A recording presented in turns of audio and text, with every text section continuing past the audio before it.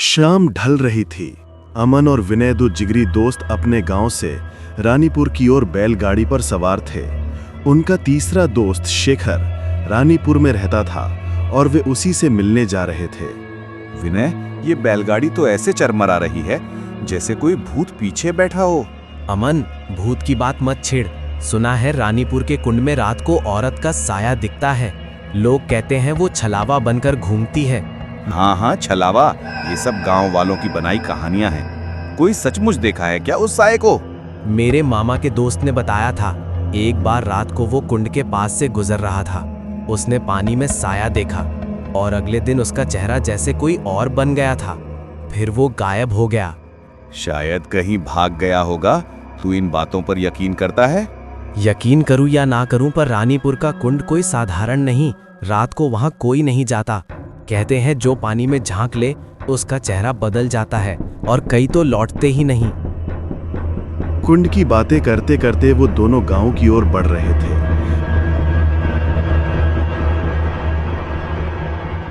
लंबी दूरी तय करने के बाद वो शेखर के घर पहुंच गए।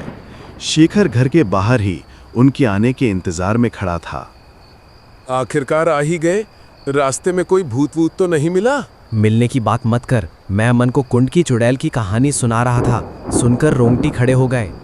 अरे शेखर, ये विनय डरपोक बन रहा है। तू बता, कुंड में सचमुच कोई चुड़ैल है या बस हवा में बातें उड़ती हैं?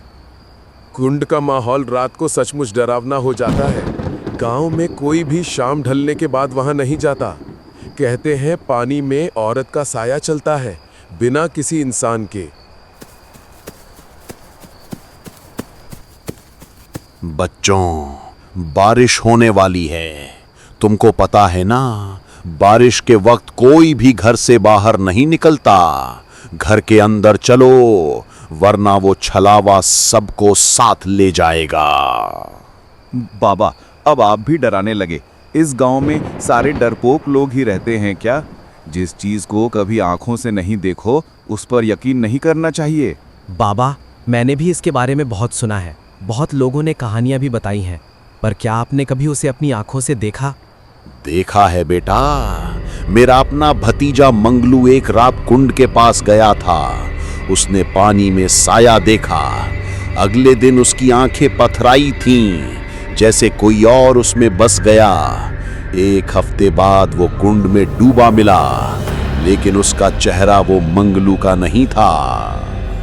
कुंड का माहौल रात को सचमुच डरावना हो जाता है। गांव में कोई भी शाम ढलने के बाद वहां नहीं जाता। कहते हैं पानी में औरत का साया चलता है, बिना किसी इंसान के। बाबा, आप भी डराने में उस्ताद हैं। ये सब पुरानी कहानियां हैं। तुम परदेसी लड़कों को क्या खबर इस कुंड की हकीकत। बरसों पहले एक औरत ने यहाँ डूबकर जान दे दी थी।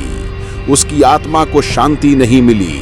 वो छलावा बनकर लौट आई। उसका साया आज भी कुंड में भटकता है और जो भी उसकी परछाई में झांक ले वो उसका हो जाता है। अरे, ये सब अंधविश्वास है। मेरी बात को हल्के में मत ले बेटा। वो साया तुम्हें पहचान लेगा। रात को कुंड के पास मत जाना, वरना तुम भी उसकी परछाई में खो जाओगे। बाबा, आप चिंता मत करिए। मैं इन दोनों को कुंड की और उस छलावे के बारे में बता दूंगा। बिजली की गड़गड़ाहट के साथ बाबा वहां से चले जाते हैं और वो तीनों दोस्त आंगन में आकर बातें करने लगते हैं। अचानक कुंड की ओर से घुंघरुओं की हल्की सी आवाज आई, जैसे कोई औरत धीरे धीरे नाच रही हो। ये रात के इस वक्त कुंड पर कौन नाच रहा है? शायद हवा का शोर हो या कोई जानवर। हवा में घुंघरू नहीं बजते, ये कुछ और है। बाबा की बातें याद आ रही हैं। डरपोक मत बनो, चलो देख कर आते हैं। ये साया वाया क्या बला है? तुम लोगों की तो बकवास ही खत्म नहीं होती। क्या पता वहां और कोई आदमी हो जो गांव वालों को डरा रहा हो। गायब। तो आज मैं तुम्हारा सबका डर करूं। चलो मेरे साथ। तीनों धीरे धीरे कुंड की ओर बढ़े। रात का सन्नाटा इतना गहरा था कि उनको जंगल में जानवरों और उल्लुओं की आवाजें साफ सुनाई दे रही थीं। थोड़ी दूर चलने के बाद वो कुंड के पास पहुंच जाते हैं। कुछ नहीं है यहाँ पर। भाई, तू समझ नहीं रहा। यहाँ गांव में बहुत से लोग गायब हो चुके हैं। अरे तुम लोग पागल हो क्या? ये सब कहानियां हैं, ये भूत भूत कुछ नहीं होता। ऐसा मत बोल अमन, गांव वालों ने बहुत बार देखा है उस साए को, और जिसने भी देखा वो गायब हो गया। अरे पागलों, अगर सबने देखा है तो हमें क्यों नहीं दिख रहा? चलो यार हम चलते हैं यहाँ से, मुझे यहाँ पर कुछ ठीक नहीं लग रहा। इतने शांत पानी में तुमको कोई भूत दिख रहा है क्या? चुप करो तुम लोग, इतनी अच्छी जगह है, तुम तो मजा भी नहीं लेने देते। तभी अमन कुंड के पास जाता है। उसको पानी के अंदर एक परछाई दिखती है। परछाई को देखकर वो घबराकर पीछे हट जाता है। तभी पानी में से आवाज आती है, आओ आओ मेरे पास आओ। आवाज सुनते ही तीनों वहां से भागकर घर आ जाते हैं। अगले दिन वो तीनों और गांव की एक बूढ़ी सुनीता काकी एक साथ बैठे होते हैं। काकी, कल हम तीनों उस तालाब के पास गए, वहां पे हमको वो परछाई दिखी और हम वहां से भाग आए। बिटुआ, तुमने कुंड की चुड़ैल को छेड़ दिया। उसका नाम था अंजलि। उसकी शादी गांव में जबरन कर दी गई थी। ससुराल वालों ने उसे इतना सताया कि वो टूट गई। एक रात वो ससुराल से भागी और कुंड में कूद गई। वो हर परदेसी को अपने दर्द में शामिल करना चाहती है। परदेसियों को क्यों काकी? क्योंकि उसका पति परदेसी था। उसने अंजलि को धोखा दिया, उसे तड़पने के लिए छोड़ दिया।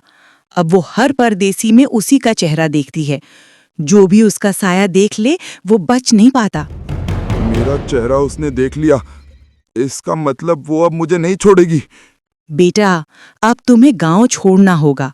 अगर रात तक रहे तो कुंड तुम्हें निगल लेगा। उसी रात तीनों आराम कर रहे थे। फिर से कुंड के पास से घुंघरुओं की आवाजें आनी शुरू हो गईं। ये फिर वही आवाज है, कल रात भी सुनी थी। ये उसी चुड़ैल की नाचने की आवाज है। वो हमें नहीं छोड़ेगी, वो हमें अब मार देगी। डर क्यों रहे हो? कल रात उसने हमें कोई नुकसान तो नहीं पहुंचाया, सिर्फ दूर से दिखी और गायब हो गई। मुझे लगता है हमें जाकर देखना चाहिए।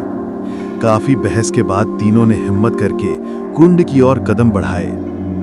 तभी एकदम अमन को मानो कोई अदृश्य शक्ति कुंड की ओर खींचने लगी। तुम दोनों यहीं रुको, मैं आगे जाके देखता हूँ उस साए को क्या तकलीफ है जिसकी वजह से वो ऐसा कर रही है। बचाओ बचाओ, विनय, शेखर, बचाओ मुझे, ये कौन मुझे पानी की तरफ खींच रहा है? तभी अमन कुंड के पास बेहोश हो जाता है। विनय और शेखर उसको देखकर बहुत घबरा जाते हैं। तभी वो चुड़ैल पानी से बाहर आ जाती है। उसका इतना विशाल शरीर देखकर, लाल आंखें देखकर विनय और शेखर डर जाते हैं। तुमने मेरी परछाई देख ली, अब तुम मेरे हो। या तो मेरे साथ कुंड में समा जाओ या मेरे हाथों से मारे जाओ। तुम्हारा सबका बचना अब मुश्किल है। तुम क्या चाहते हो? मैं चाहती हूँ कि हर परदेसी मेरे दर्द को महसूस करे। मेरे पति ने मुझे धोखा दिया, मुझे तड़पने के लिए छोड़ दिया। मैंने इस कुंड में अपनी जान दी, लेकिन मेरी आत्मा को शांति नहीं मिली। अब मैं हर परदेसी को अपने दर्द में शामिल करूंगी। मेरी आत्मा को आज़ादी नहीं मिली तो तुम्हें कैसे मिले? तुम लोगों ने मेरा साया देख लिया, अब तुम सब मेरे हो। तुम क्यों हमारे पीछे पड़ी हो? हमारे दोस्त को और हमें जाने दो। हमने तुम्हारा क्या बिगाड़ा है? हमारा क्या कसूर? हमें छोड़ दो, छोड़ दो। ये बोलते ही वो साया कुंड के अंदर समा गया। विनय और शेखर अमन को घर ले आए और चारपाई पर लेटा दिया। अमन एकदम से बड़बड़ाने लगा। वो मुझे बुला रही है, मैं अब उसका हूँ, मैं उसके पास जाना चाहता हूँ। ये भूलकर अमन उठता है और कुंड की ओर जाने लगता है। विनय और शेखर उसे आवाज देते हैं, पर वो नहीं रुकता और कुंड की ओर चला जाता है। उसके बाद अमन वहां से वापस नहीं आया। सुबह गांव में खबर फैल गई, कुंड ने एक और परदेसी को निगल लिया। विनय और शेखर टूट चुके थे। सुनीता काकी उनके पास आईं और बोलीं, मैंने कहा था बिटवा, उस साए से कोई नहीं बच पाता। अब तुम दोनों गांव छोड़ दो, वरना वो तुम्हें भी नहीं छोड़ेगी। गांव छोड़ो और कभी पीछे मुड़कर मत देखना। अंजलि का साया तुम्हारी तलाश में रहेगा। विनय और शेखर उस दिन गांव छोड़कर चले गए, लेकिन गांव वालों का कहना है कि रात को जब कुंड में अंजलि का साया चलता है, उसके साथ अब अमन का साया भी दिखता है और वो हर परदेसी को कुंड की ओर खींचता है।